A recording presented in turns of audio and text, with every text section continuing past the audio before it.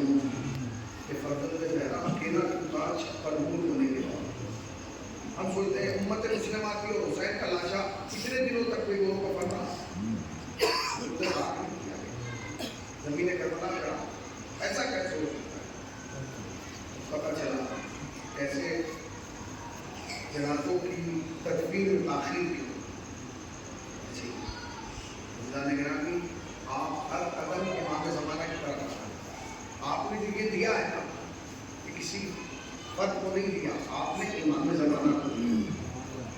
آپ یہ بس ملک کا کہ تجھے دے دیا یا آپ اتنا کو دے دیا، انجمن کو دے دیا، امام والے کو دے دیا، کہ آپ نے امام زمانہ کو دیا. اور یاد رکھیے امام کسی کا احسان نہیں رکھتا، امام جب دیتا ہے اسے پلٹا دیتا ہے. اگر غلطی سے آتا ہے تو دے دے مولا آج ہماری بچیاں اپنے ہاتھوں سے گوشوارے اتار رہی ہیں. ایک ویڈیو مولانا میں نے دیکھی کشمیر کی، اس میں ایک بچی کا ہاتھ سے گردے اتار رہی ہے، اس سے اتر نہیں رہے، اس کی ماں ساتھ میں آئی وہ اتار رہی. مجھے خیال آیا اور جب چھوٹی بیٹیاں ہوتی ہیں بچیاں تو ان سے گوشوارے خود نہیں ہوتے. مجھے خیال آیا کہ شام غریبہ میں ایک چھوٹی سی بچی تھی جس کے گوشوارے کو شروع اتارنا چاہتا تھا. اس بچی نے ہاتھ سے اتارنا چاہا، نہیں اتار پائی. جب نہیں اتار پائی تو شمر نے آگے بڑھنا شروع کیا. شمر آگے بڑھنا شروع ہوا، بچی پیچھے ہٹنا شروع ہوئی.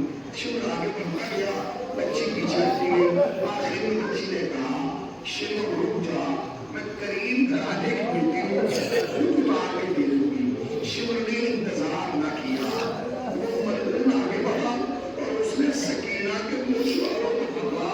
میں نہیں پاؤں گا کہ کیا ہوا، بس یہ ہے کہ ایک جھٹکا دیا. اس کے بعد سکینہ نے فرار کر دیا. چچا عباس میرے کانوں سے خون بہا.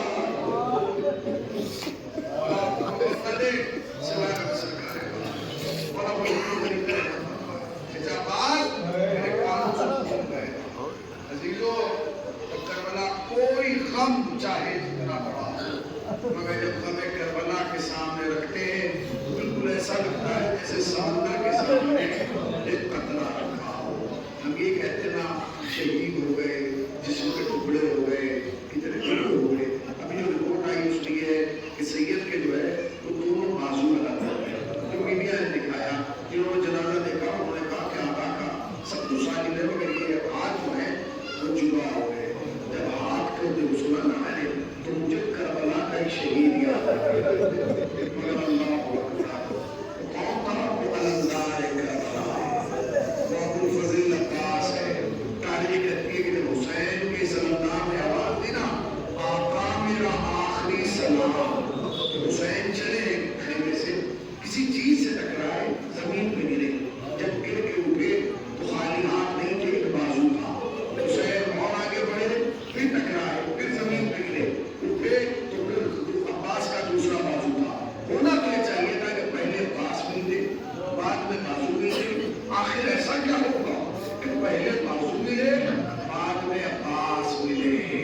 روایت کہتی ہے کہ جب عباس میدان میں سے فرات میں اترے نا تو کچھ سپاہیوں نے عباس کا نشانہ کیا مگر سامنے آ کے نہیں دیا. انہوں نے درختوں کی آڑ میں روکے جناب ابوالفضل عباس کے نشانے کو لیا. جب عباس فرات سے پانی لے کے نکلے تو ایک ملعون آگے بڑھا، اس نے جناب عباس کے داہنے بازو پہ حملہ کیا. عباس نے بائیں بازو میں فرار مشق کو لیا، اس نے بائیں داہنے پہ حملہ کیا. تاریخ کہتی ہے کہ عباس نے اس مشکلہ کو اپنے دانتوں میں سنبھال لیا، بازو کٹ چکے. تاریخ کہتی ہے اب تو وہ اس نے حملہ کیا تو عباس اسے بچانے کے لیے جھکے.